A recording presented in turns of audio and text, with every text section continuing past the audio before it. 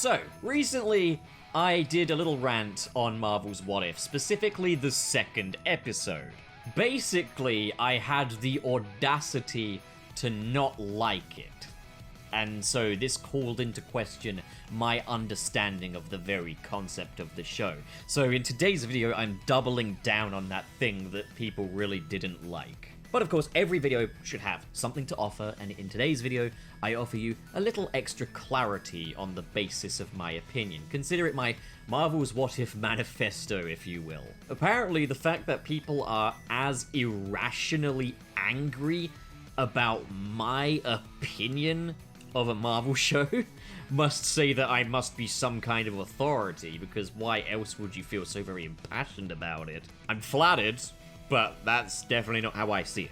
Now, I'm kind of going with a if the shoe fits mentality for this, because there's been a lot of responses that are perfectly fine. Like, there's been responses that have obviously agreed and, you know, whatever.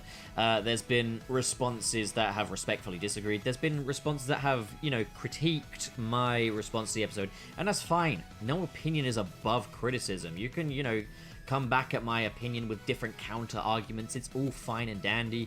Love that. And there's been some really, really good points raised that have really, you know, offered extra perspective as to why some people don't have issues with episode 2 of Marvel's What If, and fine and dandy, you know?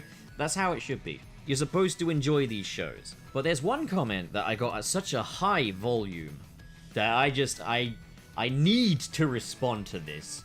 And I can't respond to every single comment here. So I'm making this video as like a blanket response. And again, if the shoe fits, wear it. But if this response video doesn't apply to you, and you're denying that you're setting this stuff, it's probably not aimed at you, so just relax, okay?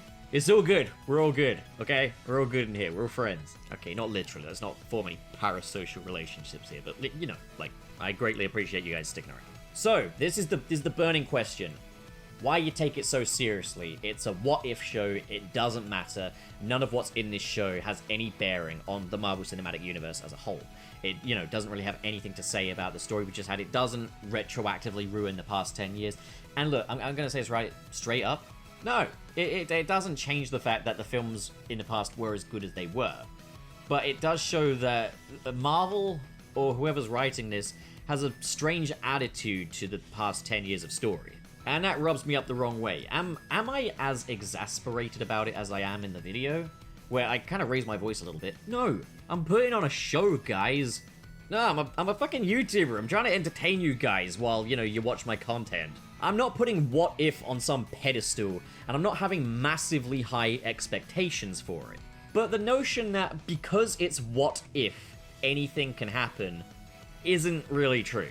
That's not what the concept of the show is. It's called What If, suggesting that everything that happens in this show was at one stage possible in the MCU. What If basically refers to what if this happened, and basically the episodes say, like, what if T'Challa got, you know, turned into Star-Lord, basically. And while that opens the floodgates for a bunch of new ideas, you would still generally expect the characters throughout those stories to adhere to the rules of those characters, and you would still expect it to overall adhere to the rules and logic of the MCU. It's not some nonsensical thing where literally anything can happen. This isn't what if someday Steve Rogers leapt over the desk, fucked Hawkeye's brains out, and made a baby with him. These are all possible scenarios that could have happened throughout the MCU. And what rubbed me up the wrong way was that it was perfectly possible to prevent the Infinity Saga by just talking to Thanos. I feel like the second you make Thanos a rational and redeemable character, it cheapens all of the consequences of that story. A lot of what was made very clear in, like, Avengers Endgame was that there was really no other way of dealing with that situation.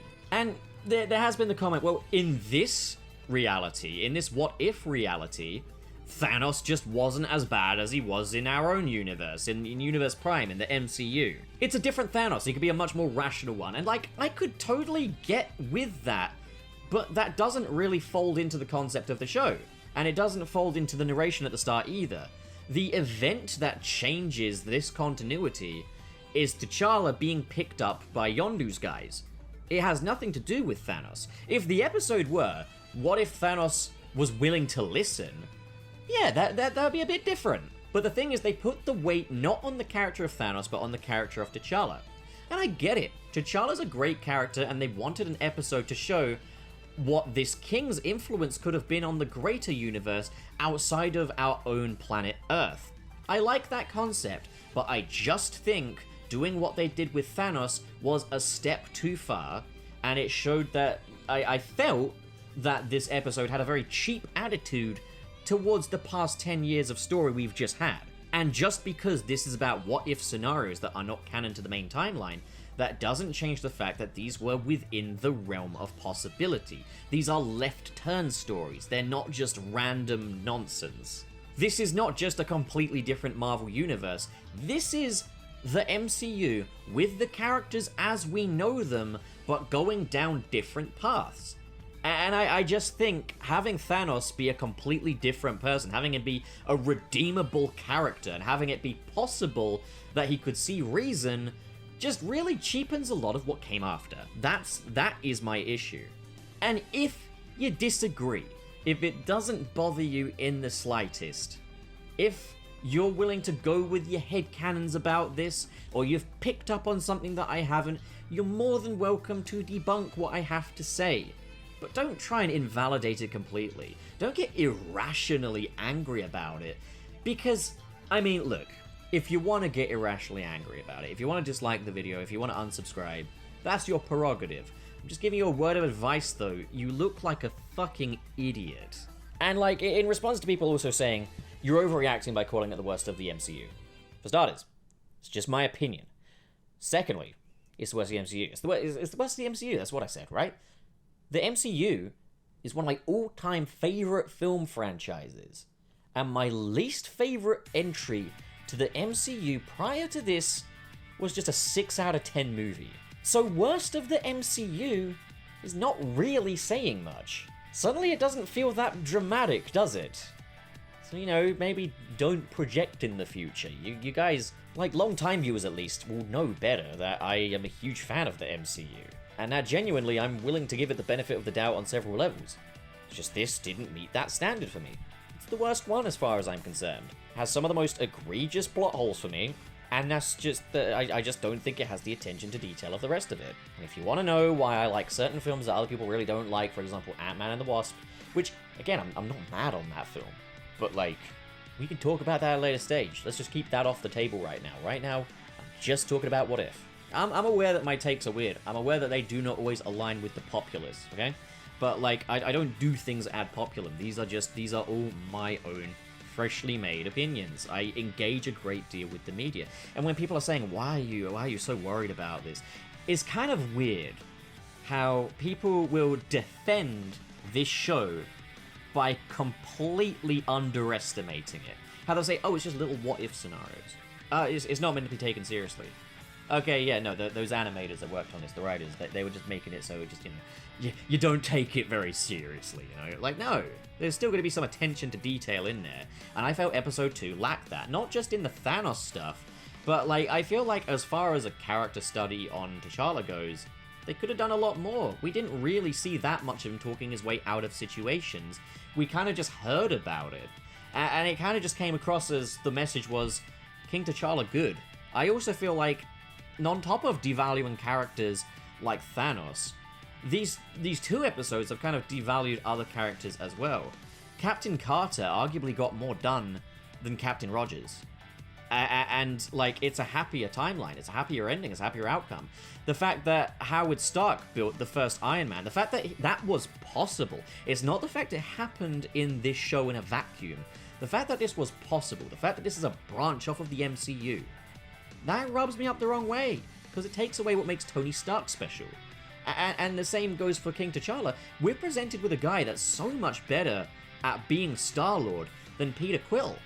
And it kind of feels just like all of the outcomes here are better because they're different people, and I don't like that. It almost kind of feels like this show resents its legacy characters. I know it's not the intention, but it just feels that way, you know? I don't like, so far, what Marvel's What If has to say about the MCU, about the stories we've had.